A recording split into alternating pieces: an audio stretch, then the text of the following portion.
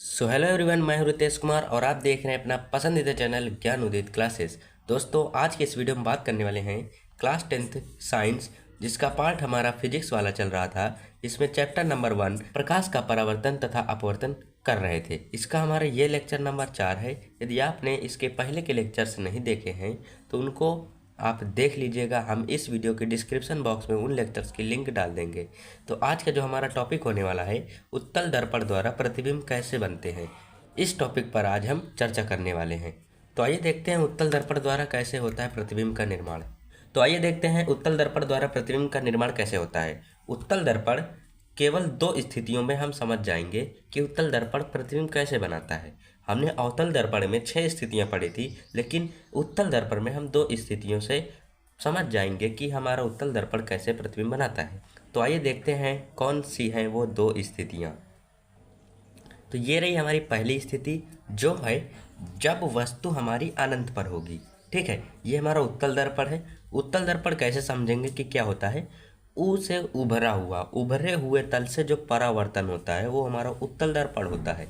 और आओ से अवतल, आ से अवतल होता है ना, और आ से अवतल, आ से अंदर होता है। अंदर मतलब जो अंदर हुए तल से परावर्तन होता है, ये अंदर है, ये अंदर वाला तल है, तो इससे परावर्तन होगा तो ये अवतल दर्पण होगा। तो आशा करते हैं आप दर्पण तो समझ गए होंगे। यदि आपको दर्पण को और अच्छे से डिटेल में समझना है तो दर्पण वाला लेक्चर आप जरूर देख लें, वहाँ से आपको पूरा समझ आ जाएगा कि दर्पण क्या होता है। तो देखिए, यहाँ पे हमारी जब वस्तु होगी अनंत पर हम एक वस्तु रख देते हैं। ध्यान से देखिएगा, ये हमारी वस्तु है, ये अनंत पर है। कहाँ पर है? अनंत पर। अब यहाँ से कोई प्रकाश किरण चल रही है। कहाँ चल रही है? मुख्य अक्ष के समांतर चल रही है। तो आइए हम चलाते हैं अपने प्रकाश किरण को मुख्य अक्ष के समानांतर। ये देखिए, ये हमारी प्रकाश किरण आ रही है अनंत से, और ये हमारी मुख्य अक्ष के समानांतर आ रही है। ठीक है, एक प्रकाश किरण नीचे से आएगी। हमें केवल प्रतिबिंब बनाने के लिए 2 प्रकाश किरणों की आवश्यकता होती है।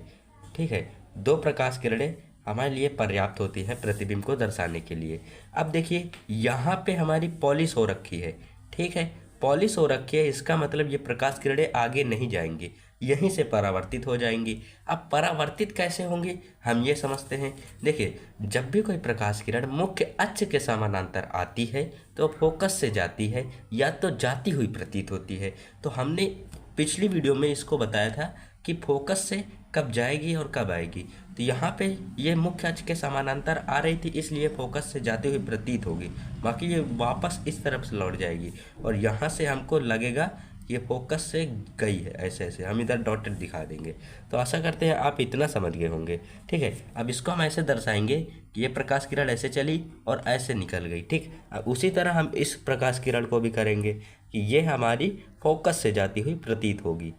ठीक है, देखिए कैसे दर्शाएंगे, कुछ इस तरीके से हम अपने प्रकाश किरण को दर्शा देंगे। ठीक है, तो आशा करते हैं आप इतना बेहतरीन तरीके से समझ गए होंगे।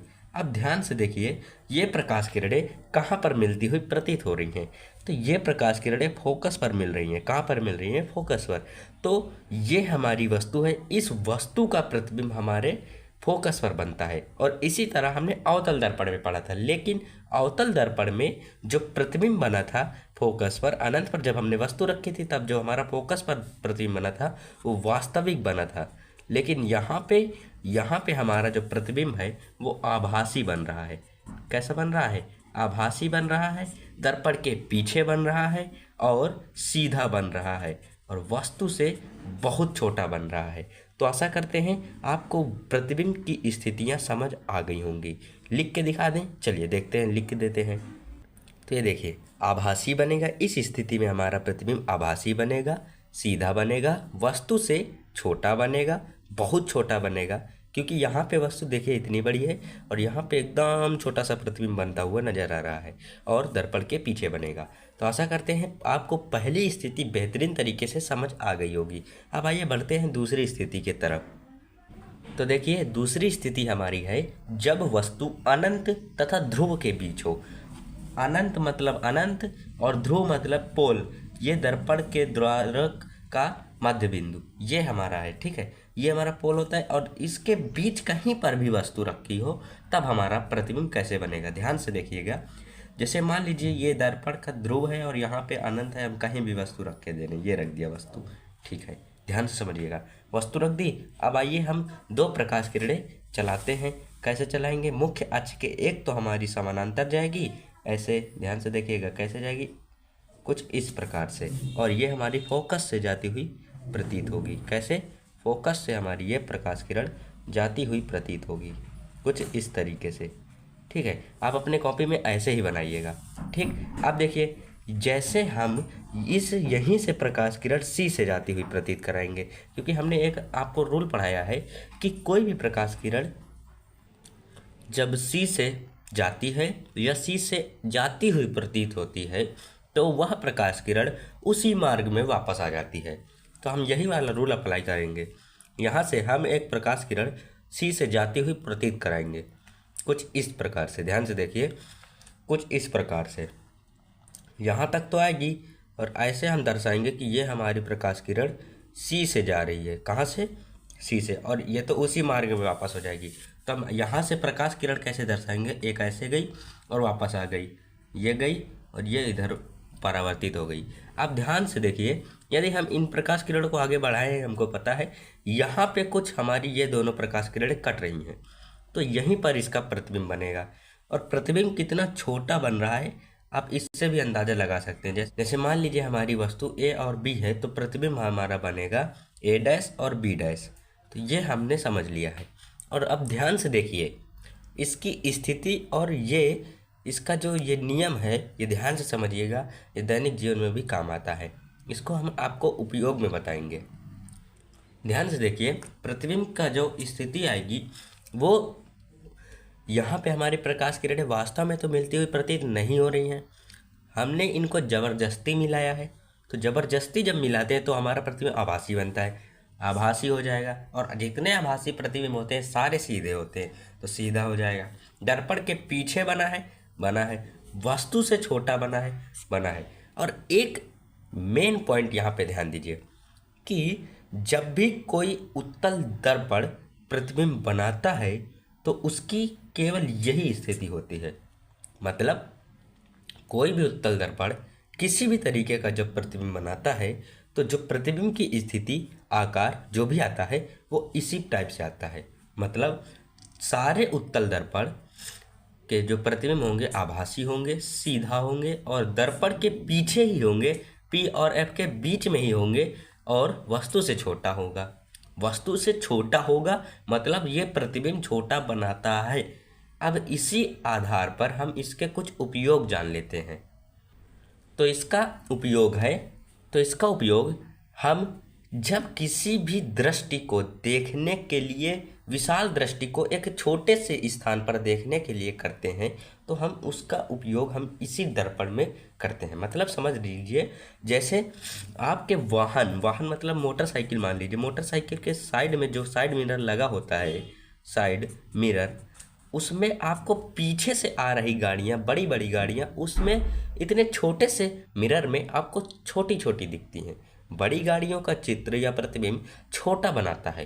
तो इस टाइप से हम कह सकते हैं कि उत्तल दर्पण का दृष्टि क्षेत्र बहुत अधिक होता है। और यहीं से क्वेश्चन आता है कि किस दर्पण का दृष्टि क्षेत्र अधिक होता है? तो उत्तल दर्पण का दृष्टि क्षेत्र अधिक होता है। आशा करते हैं आपको ये बात समझ आ गई होगी। एक बात और समझ लीजिए कि उत्तल दर्पण हमेशा प्रकाश किरणों को फैलाता है।